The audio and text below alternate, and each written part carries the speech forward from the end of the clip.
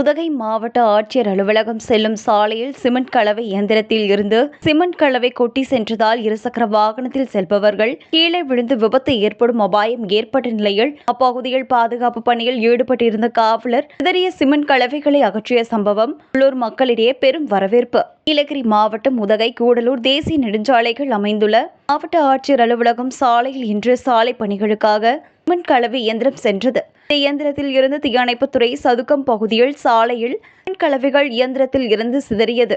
ஆனால் சாலையில் செல்லும் வாகனங்கள் மற்றும் இருசக்கர வாகன ஓட்டிகள் சிரமத்திற்கு இடையே வாகனங்களை இயக்கினர். இருசக்கர வாகனத்தில் செல்பவர்கள் தவறி கீழே விழுந்து ஏற்படும் அபாயம் ஏற்பட்டது.